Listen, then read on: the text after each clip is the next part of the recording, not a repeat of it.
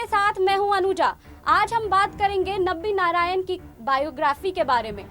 Film भारतीय अंतरिक्ष अनुसंधान संगठन के पूर्व वैज्ञानिक इसरो इंजीनियर नबी नारायण की बायोग्राफी है, जिन्हें देश से गद्दारी करने के झूठे आरोप में फंसाया गया। नबी नारायण की कहानी देश के हर नागरिक को जाननी चाहिए ताकि वे समझ सके कि कैसे एक निर्दोष देशभक्त को राजनीतिक साजिश में फंसाकर देश का गद्दार घोषित कर दिया जाता है। यह फिल्म भारतीय अंतरिक्ष अनुसंधान संगठन के पूर्व वैज्ञानिक इंजीनियर नबी नारायण की बायोग्राफी है, जिन्हें देश से गद्दारी करने के झूठे आरोप में फंसाया गया था। नबी नारायण की कहानी देश के हर नागरिक को जाननी चाहिए ताकि वे समझ सके कि कैसे एक निर्दोष देशभक्त को राजनीतिक साजिश में फंसाकर देश का गद्दार घोषित किया जाता है। साल 1994 में रची गई थी इसरो जासूसी कांड की साजिश। सबसे पहले अक्टूबर 1994 को मालदीव की एक महिला मरियम राशिदा को तिरुवनंतपुरम से गिरफ्तार किया गया। राशिदा को इसरो के स्वदेशी क्रियान्वयन इंजन की ड्राइंग पाकिस्तान को बेचने के आरोप में गिरफ्तार किया गया था।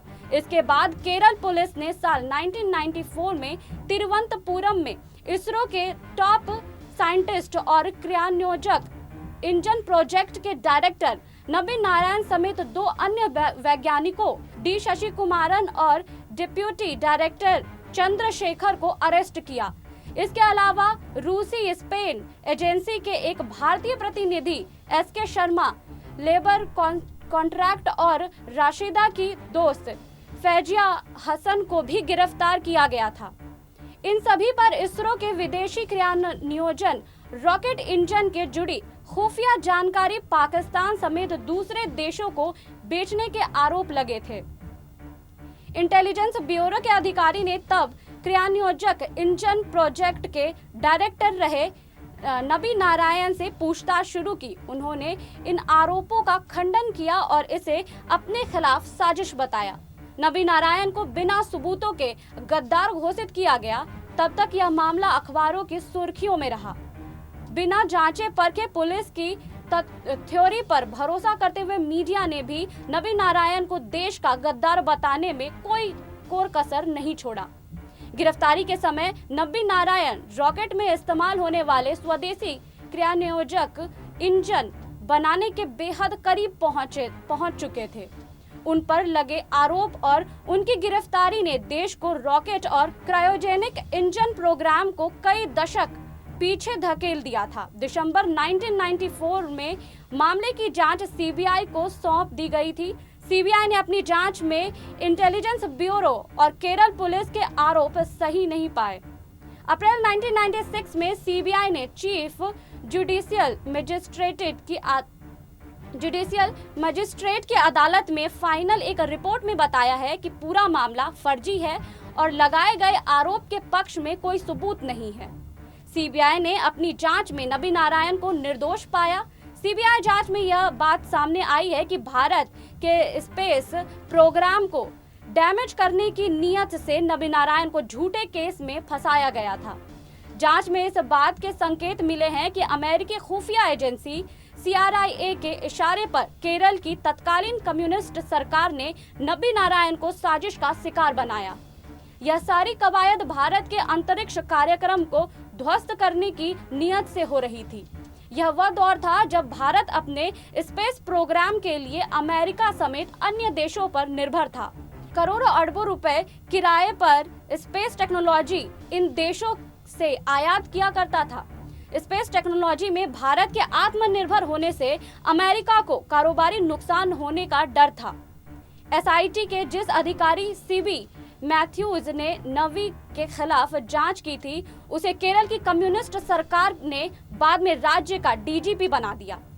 सीबीआई जांच में CB मैथ्यूज के अलावा तब के SP KK जोशुआ और S विजयन के भी इस साजिश में शामिल होने की बात सामने आई है। माना जाता है कि अमेरिकी खुफिया एजेंसी CIA ने इसके लिए केरल की तत्कालीन कम्युनिस्ट सरकार में शामिल बड़े नेताओं और अफसरों को मोटी रकम मुहैया कराई थी। असल में देश से गद्दारी नबी नारायण नहीं, ये लोग कर रहे थे। मई 1996 कोर्ट ने सीबीआई की रिपोर्ट को स्वीकार कर लिया और इस केस में गिरफ्तार सभी आरोपियों को रिहा कर दिया। मई 1998 इसके बाद केरल की तत्कालीन सीपीएम सरकार ने मामले की फिर से जांच का आदेश दिया। सुप्रीम कोर्ट ने केरल सरकार द्वारा इस मामले की फिर से जांच के आदेश को खारिज कर दिया। 1999 में नबी नारायण ने मुआवजे के लिए कोर्ट में याचिका दाखिल की। 2001 में राष्ट्रीय मानवाधिकार आयोग ने केरल सरकार को उन्हें क्षतिपूर्ति का आदेश दिया, लेकिन राज्य सरकार ने इस आदेश को चुनौती दी। अप्रैल 2017 सुप्रीम कोर्ट में नबी नारायण की याचिका पर उन पुलिस अधिकारियों पर सुनवाई शुरू हुई जिन्होंने वैज्ञानिक को गलत तरीके से केस में फंसाया था। नारायण ने केरल हाई कोर्ट के उस आदेश के खिलाफ सुप्रीम कोर्ट का रुख किया जिसमें कहा गया था कि पूर्व डीजीपी और पुलिस के 2 सेवानिवृत्ति अधीक्षकों के जोशुआ और एस विजयन के खिलाफ किसी भी कार्रवाई की जरूरत नहीं है। साल 1996 में आरोप मुक्त 24 साल लड़ी सम्मान की लड़ाई। वैसे तो नबी नारायण 1996 में ही आरोप मुक्त हो गए थे, लेकिन उन्होंने अपने सम्मान की लड़ाई जारी रखी और 24 साल बाद सुप्रीम कोर्ट ने 14 सितंबर 2018 को उनके खिलाफ सारे नेगेटिव रिकॉर्ड को हटाकर उनके सम्मान को दोबारा बहाल करने का आदेश दिया। तत्कालीन चीफ जस्टिस दीपक मिश्रा की अगुवाई वाली जस्टिस एएस खानविलकर और जस्टिस डीवाई चंद्रचूड़ की 3 जजों की पीठ ने केरल सरकार को आदेश दिया कि नबी नारायण को उनकी सारी बकाया रकम, मुआवजा और दूसरे लाभ दिए जाए। सर्वोच्च अदालत ने अपने आदेश में कहा है कि नबी नारायण को मुआवजे के साथ बकाया रकम और अन्य दूसरे लाभ केरल सरकार देगी। इसकी रिकवरी उन पुलिस अधिकारियों से की जाएगी जिन्होंने उन्हें जासूसी के झूठे मामले में फंसाया। साथ ही सभी सरकारी दस्तावेजों में नबी नारायण के खिलाफ दर्ज प्रतिकूल टिप्पणियों को हटाने का आदेश दिया। सुप्रीम कोर्ट ने कहा है कि नबी नारायण को हुए नुकसान की भरपाई पैसे से नहीं की जा सकती है, लेकिन नियमों के तहत उन्हें 75 लाख रुपए का भुगतान किया जाए। सुप्रीम कोर्ट जब यह फैसला सुना रहा था तब नबी नारायण वहां मौजूद थे। नबी नारायण के खिलाफ साजिश न होती तो इसरो 15 साल आगे होता। ऐसा माना जाता है कि नबी नारायण के खिलाफ साजिश नहीं हुई होती तो भारत 15 साल पहले ही स्वदेशी क्रायोजेनिक इंजन टेक्नोलॉजी पाना चाहता था। अमेरिका ने इसे देने से साफ इनकार कर दिया था। रूस से समझौता करने की कोशिश हुई, बातचीत अंतिम चरण में थी, लेकिन अमेरिका के दबाव में रूस मुकर गया। तब नबी नारायण ने भारत सरकार को भरोसा दिलाया था कि वह अपनी टीम के साथ स्वदेशी क्रायोजेनिक इंजन बनाकर दिखाएंगे। वह अपने मशीन को सही दिशा में लेकर चल रहे थे, तभी अमेरिका के इसरो पर उनके खिलाफ साजिश की गई।